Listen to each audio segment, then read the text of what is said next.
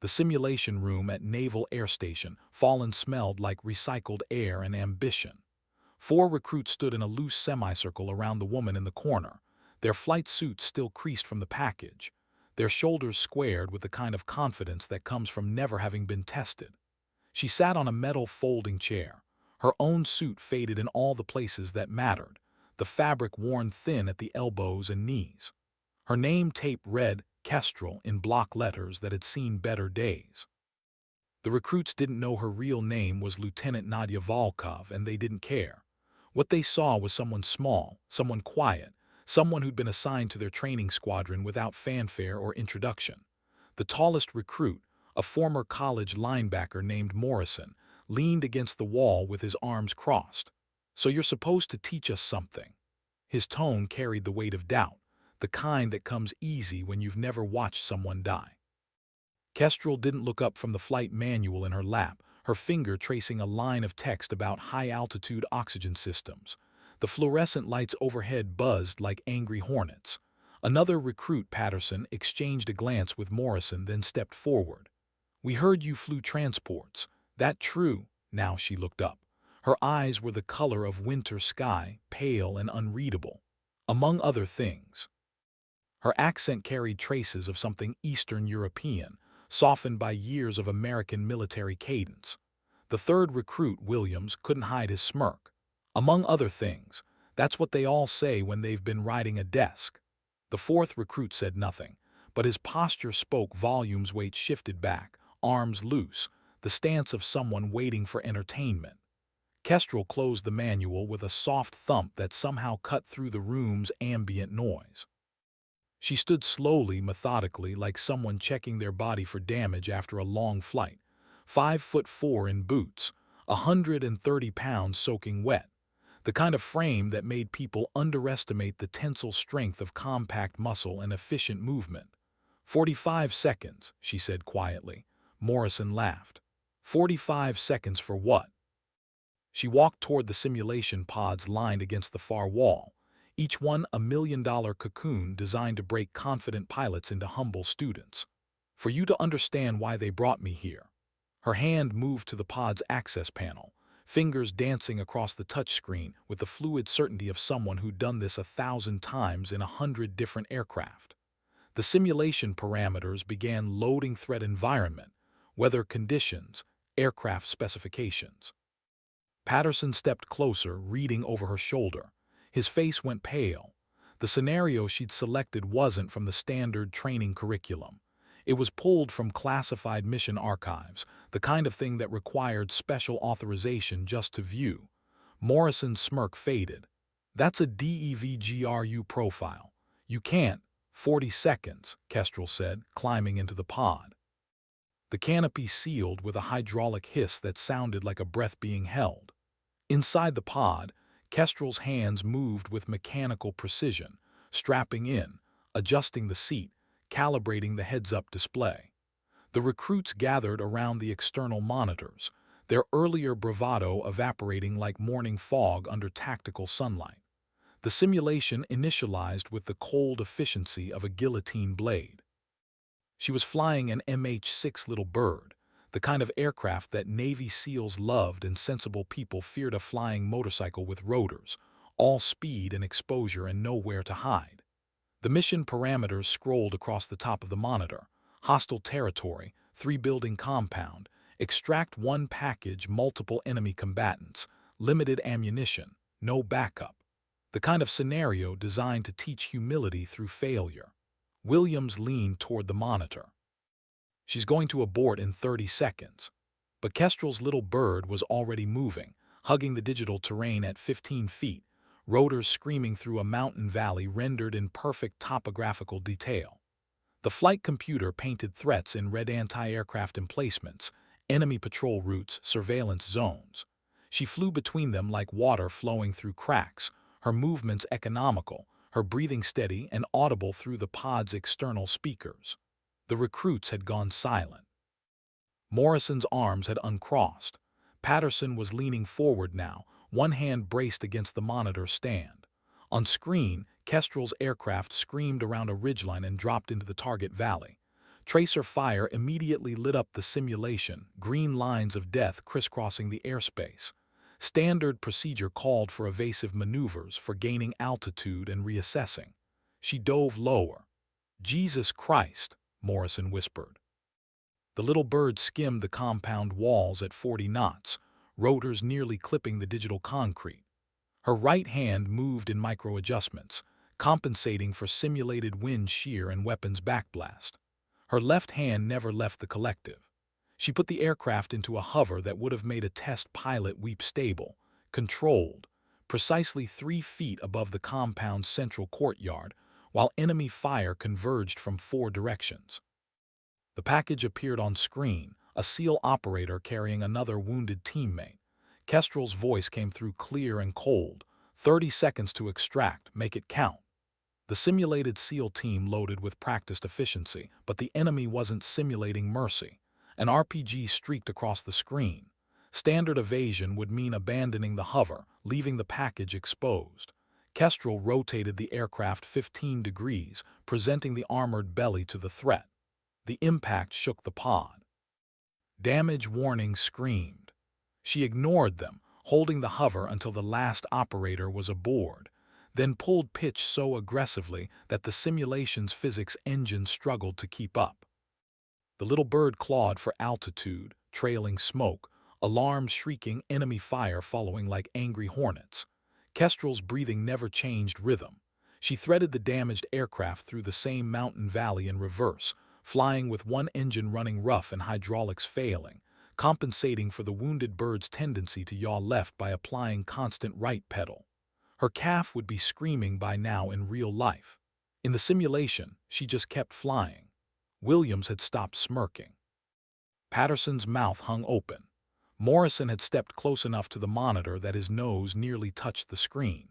She brought the crippled little bird across the simulated border into friendly territory and set it down on a designated landing zone with the kind of precision that spoke to thousands of hours doing exactly this under conditions that made the simulation look gentle.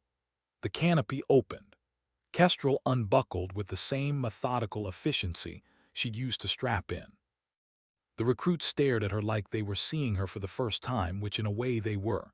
She stepped out of the pod, her expression unchanged, her breathing normal. 38 seconds, she said quietly, checking the timer on the wall display. Morrison found his voice first. That was a DEVGRU mission profile. Those scenarios are classified special operations. Kestrel picked up her flight manual from the chair. They were. Patterson's eyes were wide. Were. She turned to face them fully now, and something in her posture had shifted, not aggressive, but present in a way that made the room feel smaller. I flew little birds for JSOC, 3 rotations. Kestrel was my operational call sign. The silence that followed had weight and texture. William's voice came out smaller than before. JSOC doesn't take just anybody. They don't take, he stopped himself, but the words hung in the air anyway. The implication was clear, had been clear since they'd first seen her. Small, female, quiet, not what they expected, not what they thought special operations looked like. Kestrel's expression didn't change, but something flickered behind her winter sky eyes. They don't take pilots who can't fly, she said simply. Everything else is just noise. Morrison straightened unconsciously, his posture shifting from confrontational to something closer to attention. Why'd you leave JSOC? She was quiet for a moment, her gaze drifting to the small patch on her right shoulder, a kestrel in flight, wings spread, talons extended. The unofficial insignia that JSOC pilots earned through blood and impossible missions. I didn't leave. They rotated me here to teach. Patterson swallowed hard. Teach us. To fly, Kestrel corrected. To survive. To understand that the aircraft doesn't care about your ego. The enemy doesn't care about your confidence. And your teammates only care about whether you can do the job when everything's on fire and falling apart. She walked to the whiteboard mounted on the simulation room wall and picked up a marker. Her handwriting was precise, almost architectural. She wrote 3 words: discipline, precision, humility. You have 18 months before they decide if you're good enough to fly operational missions. Right now, none of you are. Morrison's jaw tightened, but he didn't argue. The simulation results were still displayed on the monitors, Her perfect execution contrasted against their training scores. Williams cleared his throat. "What do we need to do?" Kestrel capped the marker and set it down with deliberate care. "You need to stop thinking flying is about being the best. It's about being reliable when someone's life depends on you not fucking up." The profanity landed like a slap, all the more effective for how rarely she seemed to deploy it. "You need to understand that every switch you flip, every input you make, every decision you execute has consequences that ripple through the entire mission ecosystem. You need to learn that being smooth is being fast, that being fast is being alive, and that being alive means someone else gets to go home." Patterson nodded slowly. Morrison's posture had completely changed, now shoulders back, but weight forward, the stance of someone ready to learn rather than prove. Williams had his notebook out, pen poised. The fourth recruit, who still hadn't spoken, finally found his voice. His name tape read Kowalski. "Ma'am, how do we start?" Kestrel studied them each in turn, her gaze clinical but not unkind. When she spoke again, her voice carried the weight of experience earned in places that didn't make it into official reports. "Tomorrow, 0530, we start with basic hover control. You're going to spend 6 hours learning to hold a stationary position in varying wind conditions. It's boring, it's unglamorous, it's the foundation everything else is built on." She picked up her flight manual and turned toward the door, then paused. "And you're going to fail, repeatedly, publicly, humiliatingly. The question isn't whether you'll fail, it's whether you'll fail better each time until failure becomes impossible." Morrison stepped forward. "Lieutenant Volkov, Kestrel," she interrupted. "In the air, on the ground, during training. That's the name I answer to, that's the name I earned." He nodded, a gesture of respect that would have been unthinkable 45 seconds into their first encounter. "Kestrel, thank you for not going easy on us." Her expression softened microscopically. "Going easy on you would be cruel. The enemy won't. The weather won't. The aircraft won't. I'm preparing you for a reality that doesn't give second chances." She left the simulation room, the door closing behind her with a soft click that sounded final. The recruits stood in silence for a long moment, the weight of recalibrated expectations settling over them like morning fog. Patterson was the first to move, pulling up the mission replay on the monitor and watching Kestrel's hands work through the control inputs. "She didn't waste a single movement," he said quietly. "Every input had a purpose." Williams joined him, notebook open, pen moving. "Watch the way she manages the collective during that hot extraction. She's not fighting the aircraft, she's having a conversation with it." Morrison walked to the pod Kestrel had used and looked inside. The seat was still adjusted for her smaller frame, the controls positioned for hands that didn't need to prove their strength to be effective. "My uncle flew a Apache in the Gulf," he said, his voice thoughtful. "He told me once that the best pilots he ever knew were the ones who made it look easy. Said the flashy ones usually died young or washed out." Kowalski finally spoke up, his voice carrying a faint Chicago accent. "My sister's a trauma surgeon. She says the same thing about doctors. The best ones make it look boring because they've done it so many times that excellence becomes routine." Patterson nodded slowly, still watching the replay. "We fucked up, didn't we, coming in here like that?" Morrison turned from the pod, his face showing something that might have been shame or might have been newfound respect. "Yeah, we did. We saw what we expected to see instead of what was actually in front of us." Williams looked up from his notes. "Think she'll hold it against us?" "Would you?" Patterson asked. The question hung in the air, unanswered, because they all knew what they would do, what they had done when faced with disrespect. They'd responded with ego and bravado. Kestrel had responded with competence so absolute it rendered judgment unnecessary. Kowalski walked to the whiteboard and studied the 3 words she'd written. Discipline. Precision, humility. He repeated them like a mantra. She put humility last. "Maybe it's the foundation the other 2 rest on," Patterson suggested. "Or maybe it's the hardest one to learn," Morrison added.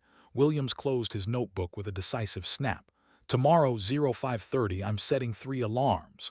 Patterson pulled up the training schedule on his tablet. "We should review basic hover theory tonight. Go in prepared." Morrison nodded.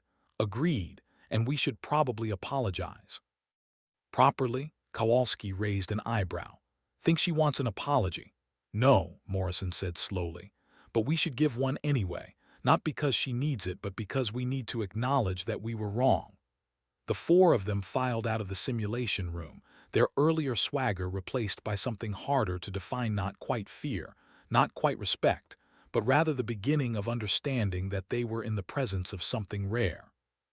That evening, Kestrel sat in her quarters on base, a converted VOQ room that she'd personalized with exactly 3 items: a photograph of an MH6 little bird silhouetted against an Afghan sunset, a small wooden box containing her operational medals, and a paperback copy of The Art of War, so worn that the spine had split in 3 places. She was writing in a leather journal, her handwriting the same precise architectural script she'd used on the whiteboard. The entry was dated and clinical. Day 1 with new training class, 4 recruits, standard initial resistance to instruction from unconventional source, demonstrated competence via DEVGRU scenario Echo 79er, response positive, anticipate productive training cycle if initial humility proves durable. She paused, pen hovering over paper, then added a single line in smaller letters. Morrison reminds me of Riker. Same linebacker build, same tendency to lead with confidence before competence. We'll watch for same growth trajectory or same failure mode. The name Riker was written with the kind of care that suggested weight, history, significance. She didn't elaborate, didn't need to. The journal was full of names like that pilots she'd trained, flown with, sometimes carried home in body bags when everything went wrong and competence wasn't enough against bad luck and enemy fire. A knock at the door interrupted her writing. She closed the journal and stood, opening the door to find all 4 recruits standing in the hallway, their postures uncertain. Morrison spoke first. "Ma'am Kestrel, we wanted to apologize for our conduct in the simulation room. It was unprofessional and disrespectful." She studied them for a moment, her winter sky eyes unreadable. "Apology noted. Anything else?" Patterson stepped forward slightly. "We wanted to ask if you review our training files before tomorrow. Help us understand where we're starting from so we can focus our preparation." Kestrel's expression didn't change, but something subtle shifted in her posture. "Send them to my training account. I'll have feedback by 2200 hours." Williams hesitated, then asked the question they were all thinking. "Why'd you really come here? JSOC pilots don't usually rotate to basic training squadrons. You could be flying operational missions, doing the work that matters." For the first time since they'd met her, Kestrel smiled. It was small, barely a curve of her lips, but it transformed her face from severe to something almost gentle. "This is the work that matters. Every JSOC pilot I flew with, every operator I extracted, every mission I completed, they all started exactly where you are now. Someone taught them. Someone invested hours and patience and experience into making them competent enough to survive." She leaned against the doorframe, her voice taking on a quality that suggested she was looking at something beyond the hallway. "I lost my wingman in Helmand Province. His name was Captain Marcus Thorne, call sign Riker. Best natural pilot I ever flew with. Instincts like radar, hands like silk on the controls. He could thread a little bird through a canyon in 0 visibility conditions and make it look like a Sunday afternoon flight."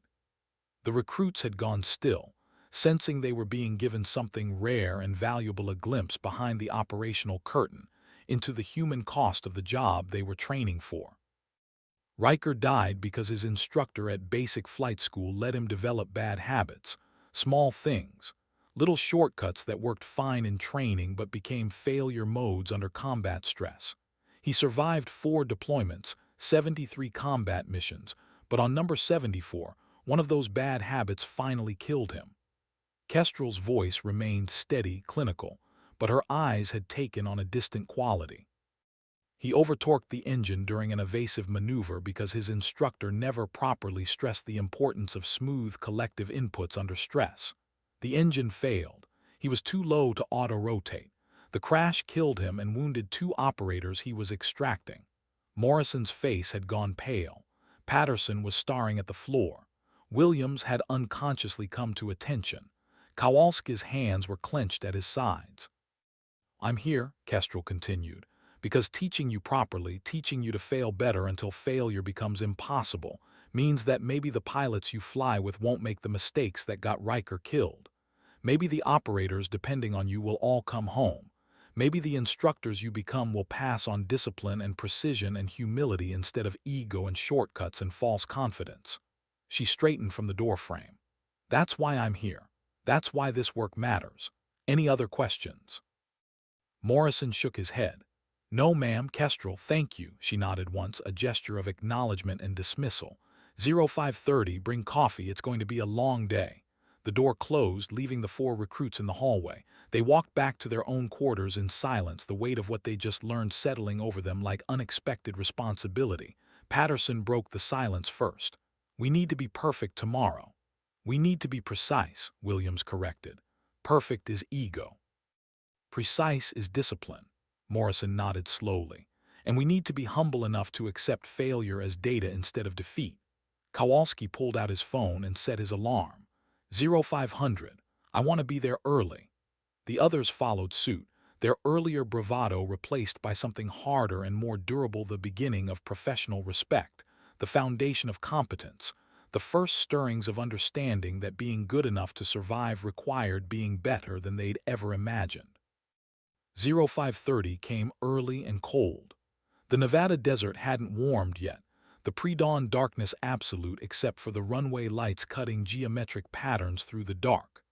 Kestrel was already in the hangar when the recruits arrived at 0515, her flight suit zipped to regulation height, her hair pulled back in a tight bun that spoke to functionality over style. She was performing a pre-flight inspection on a TH-57C Ranger, the Navy's primary training helicopter, a workhorse aircraft that had taught thousands of pilots the fundamentals of rotary wing flight. Her hands moved over the aircraft with the reverence of a priest performing ritual. Every panel checked, every fluid level verified, every control surface tested. Morrison watched her work, nodding the systematic approach, the way she documented each step on a kneeboard strapped to her thigh. Why the full pre-flight? He asked. We're just doing hover training in the pattern. Kestrel didn't look up from checking the tail rotor gearbox. Because the aircraft doesn't know it's just training. The laws of physics don't care about your lesson plan. And developing the habit of half-assing the easy stuff means you'll half-ass the hard stuff when it matters. She finished her inspection and turned to face them, her expression neutral but her eyes sharp. Who's first? Patterson stepped forward. I'll go. Talk me through your pre-flight, Kestrel said, gesturing to a second Sea Ranger parked adjacent to hers. Patterson moved to the aircraft and began his inspection, verbalizing each step. Kestrel watched in silence, her hands clasped behind her back, her attention absolute. She let him get halfway through before interrupting. Stop. You just missed 3 critical items. Walk back and find them. Patterson's face flushed, but he retraced his steps. Morrison could see the moment he spotted the first item, an unsecured access panel that could have become a projectile hazard in flight. The second took longer, but Patterson eventually noticed the hydraulic fluid level was below minimum. The third he didn't find until Kestrel pointed it out, a tiny crack in the tail rotor blade, barely visible but absolutely disqualifying. In flight that crack propagates, Kestrel said, her voice carrying the weight of instruction without judgment. Tail rotor fails. You lose anti-torque authority, the aircraft spins. If you're high enough and skilled enough, maybe you auto-rotate to a survivable crash. If you're low or unlucky, you die, all because you didn't take an extra 30 seconds during pre-flight. Patterson nodded, his earlier confidence subdued. Yes, ma'am. Kestrel, she corrected. And thank you for finding the defects I planted. This aircraft is actually grounded pending maintenance. We'll use mine for training today. Williams stepped forward. You set him up to fail. I set him up to learn, Kestrel countered. Failure is the teaching tool. Success is the evaluation. You'll fail more in the next 6 hours than you have in your entire flight training to date. The question is whether you learn from each failure or just repeat it with different variables. She walked to her aircraft and gestured them closer. Hover control is the foundation of rotary wing flight. Everything else, forward flight, auto-rotation, tactical maneuvering, builds on your ability to hold a precise hover in varying conditions. Today we work on that foundation. Kowalski had his notebook out. Kestrel noticed and nodded approvingly. Good. Documentation is part of discipline. But put it away during flight. In the aircraft, your attention is absolute. Review and notes happen on the ground. He pocketed the notebook immediately. Kestrel climbed into the pilot's seat and gestured for Patterson to take the left seat. You're first, strap in. 5-point harness tight enough to restrict breathing slightly. You need to feel the aircraft through your body, and you can't do that if you're sliding around in the seat. Patterson complied, his movements careful now, measured. Kestrel talked him through the startup procedure, her voice calm and methodical.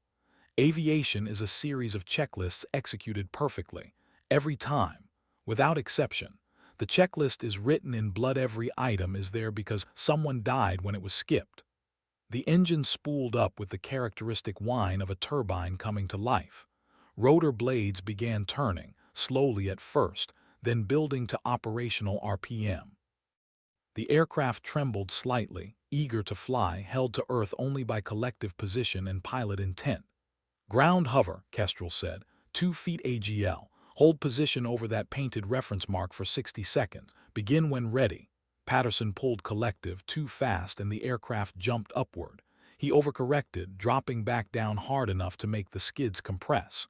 Kestrel's hand moved to the controls but didn't take them. Smooth. The collective is a conversation, not a command. Try again. Patterson's second attempt was better but still rough. The aircraft drifted left. He corrected with cyclic, overcorrected, drifted right.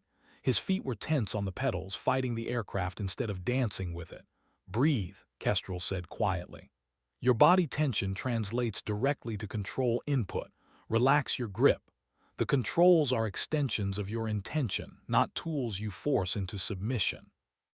30 seconds into the hover, Patterson had drifted 10 feet from the reference mark and was struggling to return. Sweat had beaded on his forehead despite the morning cold. Kestrel let him work for the full 60 seconds before speaking. Set it down. Patterson lowered the collective, the landing less than graceful but controlled enough. He was breathing hard. That was terrible. That was baseline, Kestrel corrected. Now we know where you start. Williams, you're next. The pattern repeated. Williams lasted 40 seconds before drifting out of acceptable parameters. Morrison made it to 55 seconds, but with such tense control inputs that the aircraft shuddered constantly. Kowalski surprised them all by holding a relatively stable hover for the full 60 seconds, though his position drifted in a slow circle around the reference point. Kestrel had them rotate through again, and again, and again. By the third rotation, patterns were emerging. Patterson was smoothing out his collective inputs but still fighting the cyclic. Williams had relaxed his death grip on the controls but was overcorrecting with pedals. Morrison was learning to breathe through the tension but hadn't yet internalized the concept of small corrections. Kowalski maintained his circle pattern, unable to break the habit of constant small drifts. Between rotations, Kestrel provided feedback that was clinical and specific. Patterson, you're treating left drift as an emergency requiring immediate cyclic input. It's not. Small drift is information, gentle correction. The aircraft wants to hover, you're just providing reference points. Williams, every pedal input changes your power requirement, which changes your collective need, which changes your pedal requirement. It's a spiral. Break it by making smaller inputs and waiting for the aircraft to respond before correcting further. Morrison, you're holding your breath during corrections. Breathing is rhythm. Rhythm is smooth. Smooth is fast. Kowalski, you've developed a habitual circular scan pattern that's creating a circular drift pattern. Break the scan rhythm and the drift will break too. By rotation 5, the sun had risen over the desert mountains, painting the hangar in orange and gold. The recruits were exhausted, their flight suits dark with sweat despite the cool morning. But improvement was visible. Patterson held a stable hover for 45 seconds before drift became significant. Williams managed 30 seconds of genuinely smooth control. Morrison's breathing had synchronized with his corrections, and the aircraft stopped shuddering. Kowalski broke his circle pattern for 15 glorious seconds of stable hover before defaulting back to old habits. Kestrel called a break at 0800. The recruits climbed out of the aircraft on shaking legs, their hands trembling from the constant micro-adjustments and tension. She handed out water bottles from a cooler she'd brought, her expression neutral but not unkind. 6 hours of this, she said. We're 2 hours in. Your hands will cramp, your legs will burn, your brain will feel like it's melting. This is normal. This is the price of competence. Patterson drank deeply, then asked the question they were all thinking. Does it get easier? No, Kestrel said flatly. It gets harder. Today we're hovering in calm morning air with unlimited visibility and no stress. Eventually you'll hover in brownout conditions with zero visibility, enemy fire incoming, wounded personnel depending on you, and fuel running critical. The difficulty scales infinitely. But your capacity to handle difficulty scales too if you build the foundation correctly. She gestured back to the aircraft. Morrison, you're up. Let's work on breaking that breath-holding habit. The morning wore on. The sun climbed higher, heating the desert floor, creating thermal turbulence that made hovering exponentially more difficult. Kestrel didn't adjust the training parameters. If anything, she became more demanding, requiring tighter position tolerances, longer hover times, faster corrections to drift. The recruits began to understand that this wasn't about learning to hover in ideal conditions. It was about learning to hover in progressively degraded conditions until degraded became normal and normal became easy. By rotation 8, Patterson had stopped over-controlling the cyclic. The breakthrough came suddenly, a moment of clarity where his inputs synchronized with the aircraft's responses and the helicopter simply hung in space, stable and controlled. It lasted 20 seconds before fatigue broke his concentration, but those 20 seconds felt like flight. There, Kestrel said quietly. You felt it. That's the target state. Now you know what you're building toward. Williams' breakthrough came on rotation 9, a moment where his pedal inputs became suggestions rather than commands, and the aircraft's yaw simply stopped. He held it for maybe 10 seconds, but his face showed he'd felt the same clarity Patterson had. Morrison and Kowalski were still working toward their moments. Morrison was close, his breathing rhythm solid, but he hadn't yet internalized the concept of small corrections. Kowalski had broken his circular scan pattern but hadn't replaced it with anything systematic, so his hover was chaotic even when it was accidentally stable. At 1100 hours, Kestrel called the exercise. The recruits were exhausted, their hands cramping, their legs burning, their brains foggy with fatigue. But they'd each completed 15 hover attempts, each one documented, each one analyzed, each failure converted into specific feedback for improvement. Tomorrow, 0530, Kestrel said. We continue. Same exercise, higher standards. Questions? Kowalski raised a hand.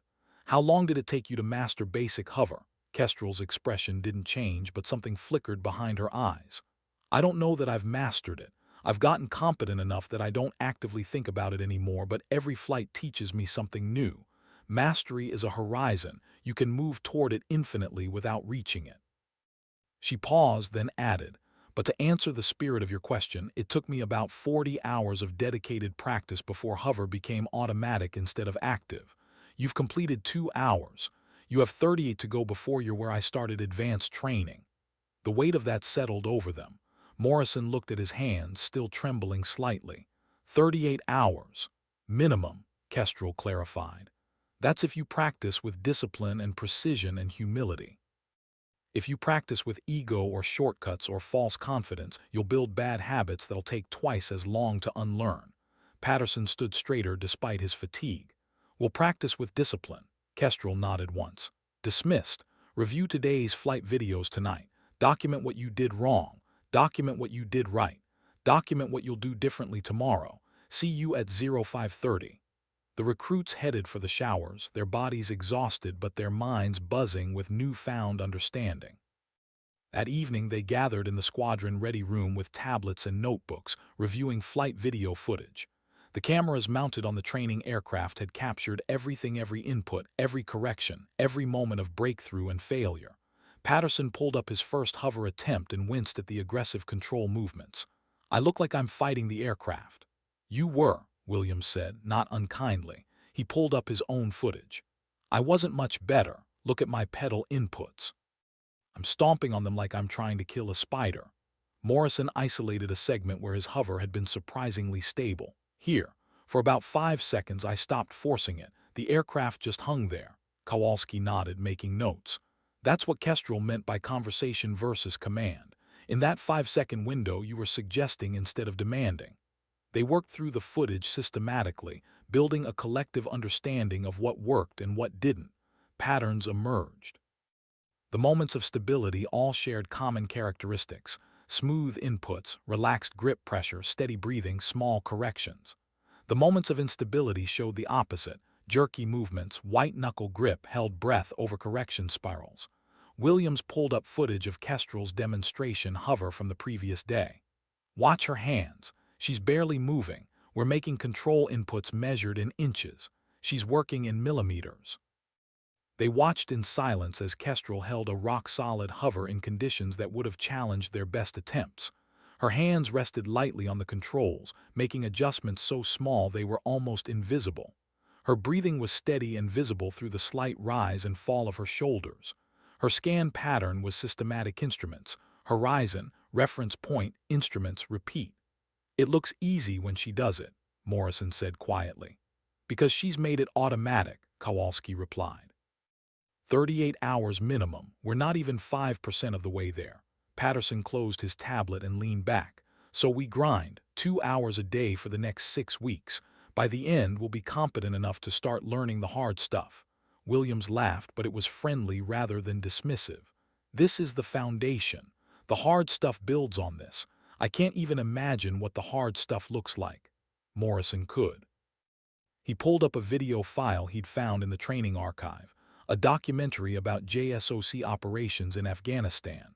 The footage showed little birds flying nap-of-earth through mountain valleys, door gunners engaging targets, pilots performing hot extractions under fire.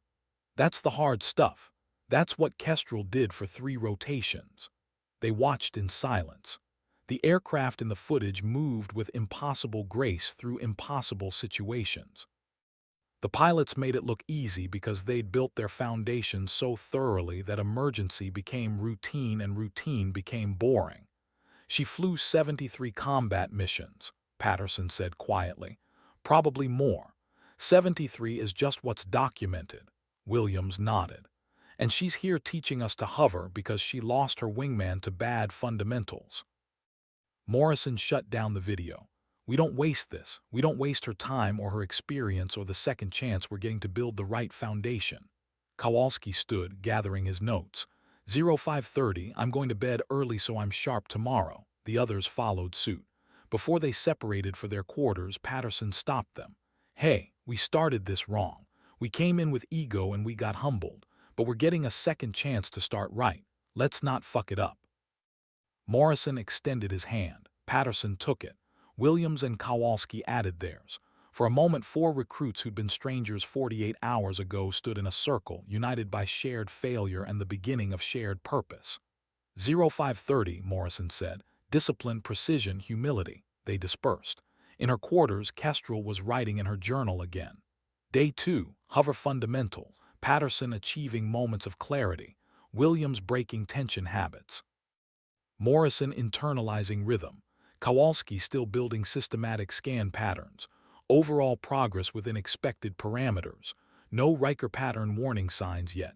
Cautiously optimistic this class may achieve competence without requiring harsh correction.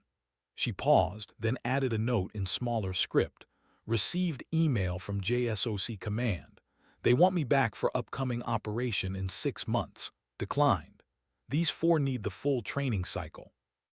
They need someone who won't let them develop the habits that kill. They need what Riker needed and never got. She closed the journal and stood, walking to the window. The base was quiet, the Nevada night absolute except for scattered lights marking runways and buildings. Somewhere out there, future missions were being planned. Future operations would require pilots who were competent enough to survive.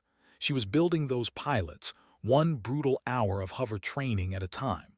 The work was unglamorous. It was repetitive, it was exhausting, it was the most important thing she could be doing. She returned to her desk and pulled up the training schedule for the next 16 months, hover fundamentals for another 4 weeks, forward flight and transitions for 6 weeks after that. auto-rotations and emergency procedures for 8 weeks, tactical maneuvering for 12 weeks, night operations for 6 weeks, instrument flight for 8 weeks, formation flying for 6 weeks.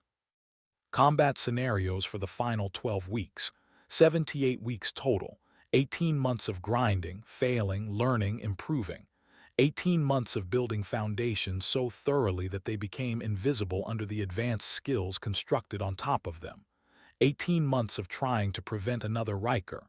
She allowed herself a small smile. The recruits were trying. They were learning.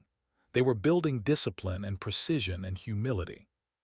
With time and practice and proper instruction, they might actually become the pilots she needed them to be. The pilots the operators depending on them would need them to be. The pilots who would come home. She shut down her computer and prepared for sleep.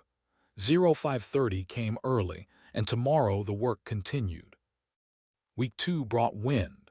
Not the gentle morning breeze that had complicated their first week of training, but genuine Nevada desert wind gusting, unpredictable, the kind that made experienced pilots check weather briefings twice. Kestrel didn't cancel training. The enemy doesn't cancel operations because of wind, she said, standing in the hangar at 0530 while the recruits eyed the windsock snapping at 20 knots with gusts to 30. Neither do we. We adapt. Patterson looked nervous. Williams had gone quiet in the way that suggested he was running calculations in his head. Morrison's jaw was set with determination. Kowalski was taking notes. Wind is information, Kestrel continued, walking to the whiteboard and drawing quick diagrams. It's a force vector. It changes your required control inputs but not the fundamental principles. You still need discipline, precision, humility. You just need more of each. She drew arrows indicating wind direction, aircraft response, required corrections. Her teaching style was emerging as the weeks progressed, clinical and precise, but patient in a way that suggested she understood that learning took time and that rushing the process only built bad habits. Today we hover in wind conditions. You'll drift. You'll overcorrect. You'll think you're terrible at this. But you're not terrible, you're learning to manage new variables. By the end of today, calm morning air will feel easy. That's the goal. Make hard conditions normal so normal conditions become simple. Morrison raised his hand. How do you know what's hard enough to train in versus too hard to be safe? Kestrel's expression showed approval at the question. Good question. Answer is, you build a safety margin based on your competence level. Right now, your margin is wide. You won't fly in conditions I would because your foundation isn't solid enough yet. But you'll fly in conditions that challenge you just beyond your current capability. That's where growth happens, at the edge of competence, not in the middle of comfort. She gestured to the aircraft. Patterson, you're first. Let's see how your hover handles a variable wind environment. Patterson strapped in with the careful deliberation that had become his habit. He ran through the pre-flight checklist with Kestrel reading the challenges, his voice steady despite the wind buffeting the hangar doors. Engine start. Rotor engagement, ground checks, everything by the book. 2-foot hover over the reference mark, Kestrel said. Same as last week, different conditions. Begin when ready. Patterson pulled collective and the aircraft lifted smoothly. His muscle memory for the basic input was solidifying. But as soon as he cleared ground effect, a gust caught the aircraft and pushed it sideways. He corrected with cyclic, but the wind changed direction and he found himself drifting backward. His corrections became larger, more desperate. Breathe, Kestrel said calmly. Small inputs. The wind is gusty, which means it changes. If you correct for where you are, you'll be wrong. Correct for where you're going. Patterson tried to implement her advice, but the cognitive load was overwhelming. He was thinking about collective, cyclic, pedals, wind direction, drift rate, correction, amplitude, too many variables for his current processing capacity. He lasted 30 seconds before setting the aircraft down harder than intended. Better, Kestrel said,